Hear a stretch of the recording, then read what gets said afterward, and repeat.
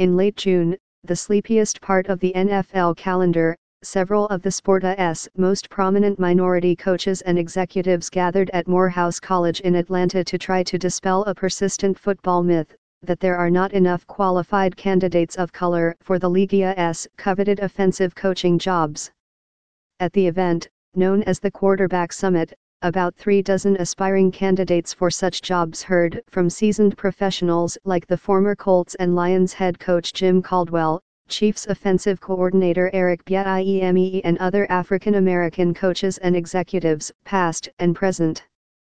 The coaching prospects, young men of color who have shaped offenses at various levels of the sport, also got to network. They discussed how to develop quarterbacks. They taped mock interviews. The Quarterback Summit, organized by the N.F.L. and held for a second straight year, took on a new urgency when the number of minority head coaches and general managers plummeted by half, from 8 to 4 and 4 to 2, respectively, in the 2019 off-season, reversing years of progress. Recently, the main avenue to head coaching jobs in the NFL has been experience guiding an offense, a role in which minorities have been underrepresented. Among the 32 teams this season, there were 2 African American offensive coordinators and 10 defensive coordinators. The summit was birthed out of looking at the last few hiring cycles, and the appetite for offensive coaches, said Troy Vincent, the NFL's Executive Vice President of Football Operations. When you look at the demographics, it's embarrassing. After every NFL season in recent years, as clubs fired coaches and top executives, the league in which about 3/4 of the players are African American has come under fresh scrutiny over how few minorities are hired to fill those spots. In November, Richard Lapkick, the director of the Institute for Diversity and Ethics in Sport, issued his annual report on the hiring of women and minorities in the NFL and gave the league its lowest grade since the institute began tracking this data in 2004. We re-celebrating the 100th anniversary of the NFL, yet we have only 3 head coaches of color, said Rod Graves, a former NFL general manager and league executive who now runs the Fritz Pollard Alliance, which promotes diversity in football. For all the hoopla that football has become in this country, that kind of progress, or lack of, is shameful.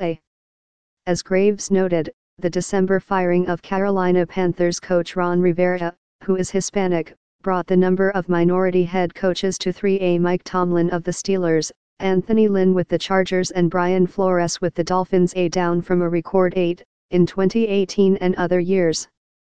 Perry Fewell, who is African American, replaced Rivera, but only on an interim basis. There are just 2 general managers of color. The Panthers are not the only team looking for a head coach. As the regular season ended on Sunday, the Browns fired Freddie Kitchens after his first year in Cleveland, and on Monday the Giants fired Pat Shurmur, who lasted 2 seasons. The Redskins are in search of a coach as well as a team president to replace the recently dismissed Bruce Allen. Vincent, Graves, and other leaders at the summit have recognized that the emphasis on offense, and on promoting coaches who call plays and develop quarterbacks, has limited opportunities for minorities. For years, African American coaches have had an easier time being hired for defensive jobs, their roles apparently circumscribed by the kind of stereotypes that have long steered black players toward defense and away from certain offensive positions, quarterback, in particular, but also tight end and the offensive line. In addition to the scarcity of minority offensive coordinators this season, there were only 2 African American coaches for quarterbacks, despite the growing impact of black quarterbacks in the league, +5 for tight ends and 1 for offensive linemen. The Quarterback Summit is just one of the efforts to increase diversity in NFL coaching and front office jobs. In 2003, the NFL introduced the Rooney Rule, which requires that each club interview at least 1 minority candidate from outside the organization when trying to hire a head coach, assistant coaches or senior executives in football operations. Named after the longtime Steelers owner Dan Rooney, the rule was intended to help fix the racial imbalance, but the number of minority head coaches at any given time has never topped 8, and the league has rarely penalized clubs for violating the rule. Despite a stated goal of broader diversity, the NFL does not set quotas for its teams. Each franchise owner decides who fills the top spots on his or her team. So while 28% of management jobs at the league headquarters belong to people of color, the representation among the team's top front office executives is 11%, a statistic that earned a failing grade from Lapkick. If we going to have any sustainability in terms of diversity, we have to focus on diversity of leadership, Graves said.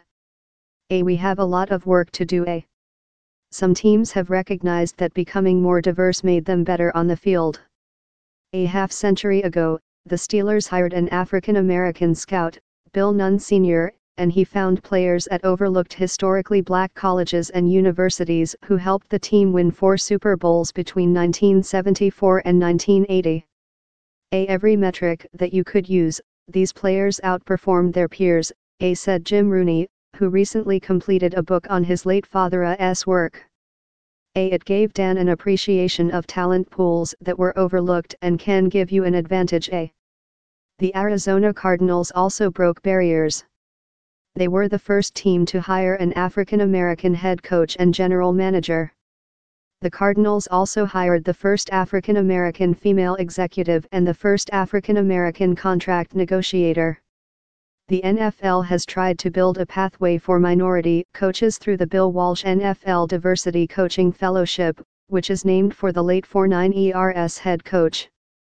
Since Walsh started the program in the 1980s, nearly 2,000 developing coaches have had internships with NFL teams during off-season workouts, mini camps, and training camps. But as the college football season has expanded and the NFL has reduced off-season workouts, the number of days available for such internships has declined. 4 years ago, Bruce Arians decided that more opportunity was needed. Then the Cardinals head coach, he approached Arizona's executives about setting up the Bill Bidwill Coaching Fellowship. Named after the team's late owner, the fellowship pays former players who are from minority groups to coach for up to 2 years. We have to make sure we're redoing everything we can do to build a pipeline of play callers and quarterback coaches, who will eventually get to offensive coordinator and head coach, said Michael Bidwill, the son of Bill Bidwill and the current owner of the Cardinals. More than a dozen other NFL teams have since established similar fellowships. One of the former players Arians hired was Byron Leftwich, who was a backup quarterback with the Steelers when Arians was Pittsburgh's offensive coordinator. Leftwich interned in 2016, became the quarterback's coach the next year and the offensive coordinator in 2018. I don't see myself as an African-American coordinator, Leftwich said. I am a coordinator who happens to be African-American. This isn't a gimmick.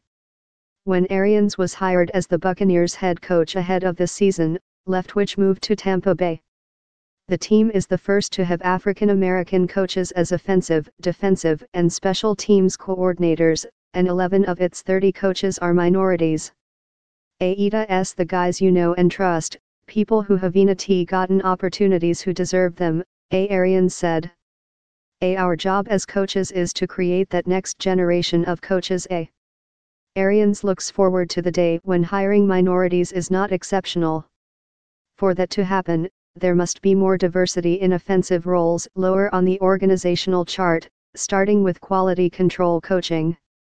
Pep Hamilton, the head coach of the DC Defenders of the XFL who was an assistant with 4 NFL teams, calls that job a springboard.